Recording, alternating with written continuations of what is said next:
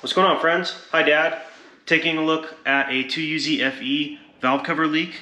Looks to me like it's leaking out of the driver's side in the rear. I will spin the camera around and we'll take a look at it. I'm under the assumption right now that the half moons are good.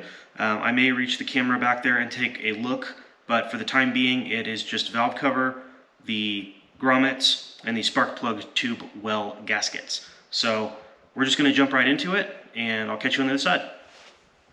And there she is, the Toyota 2UZ-FE 4.7 liter. This is the iForce, so that is the variable valve timing model of this particular V8. What we're looking at, if I come around here, is that area right down there. You can see some wetness, and that wetness is an indicator of the valve cover gasket leaking a little bit. And then don't know how well you'll be able to see it. Oh yeah, so then there's some wetness right down here on this side.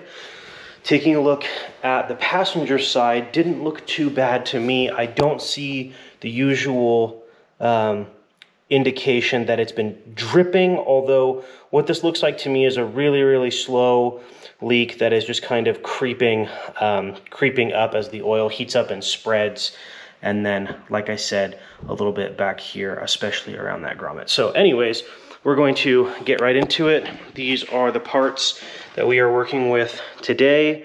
VC971G. This is a DNJ kit. And then I don't know how well it will come up on there, but of course it says 4.7 liter dual overhead cam, naturally aspirated V8. And that is what we have today. So we're gonna jump right into it, start by getting that intake off. Okay, initial inspection of throttle body does not leave much to be desired. That looks pretty clean. Little bit of cracking here on the hose that goes into this valve cover on the passenger side, but it doesn't go all the way through, so I think for the time being we're probably gonna leave it. Looks like next order of business is to unplug the coil packs, get those bad boys out of there, and then I can start working on grommets. Okay, here are those coil plugs from the back of the valve cover to the front. Now, notably on this number 2 one, you will see that it is discolored. However, it is only discolored on the outside. The actual, oh, can I get some light on the subject? Yeah, the actual connection point still has good grease in there and does not look to be corroded whatsoever to me. It's still pretty shiny. So that just tells me that the actual spark plug tube is beginning to corrode a little bit. Let's take a look at those tubes. Oh. See if I can get that clip out of the way. Maneuvering this with the light kind of difficult, but hard to show you that rearmost one, but there would be 2. 3 is of course this one, and that is the one that was showing signs of disgust. However, that spark plug might be looking a little corroded down in there, so I will probably clean that tube up and then forwardmost. Another thing that could have happened is oil could have got in around the tube well gasket at one point and then burned, and that's kind of the residue that you're seeing. So won't really know until I get in there if that tube gasket has failed, but either way, always good to check these things. Keep an eye on this one in case anything does go bad. Now we know why. So I will recommend to the old man, at some point you're going to want new coil packs. Those are Denso, and I can get you a part number if you want one. Let me know in the comments below. Other than that, looks like I am all disconnected over here. So I'm going to start getting these little 10mm bolts with the grommets. Looks to me like there are 4 on the top and 4 on the bottom for a total of 8 per side. With, 1 in the front, so for a total of 9 per side. So I'm going to get working on those all the way around, and I'll catch up with you guys, hopefully with the valve cover on the bench. And big reveal. Cams are in great shape here. Definitely time for an oil change, Dad. I don't know, looks like you put this one off for too long, so I'm going to recommend getting an oil change sooner rather than later. But the cams overall look great. I don't see any marring or scarring. This is of course shim over bucket style. You can see one of the buckets down under there. And yeah, telltale sign, see where the oil has pooled up right there at the edge of the head, and that is because the bit of gasket maker that was there has either shifted or broken, and that's why they were getting that leak in the corner. Obviously you can see some leaking that occurred here. There is some, I don't know if I can scrape it off, a little bit. There is some sludge down there that I will try to clean up, and then more of it back here where you can see that pool. Both of the half moons look like they've held up good. I will apply more gasket maker back there, but I don't see a reason to replace these as of this time. I will just clean up this surface and put more gasket maker down.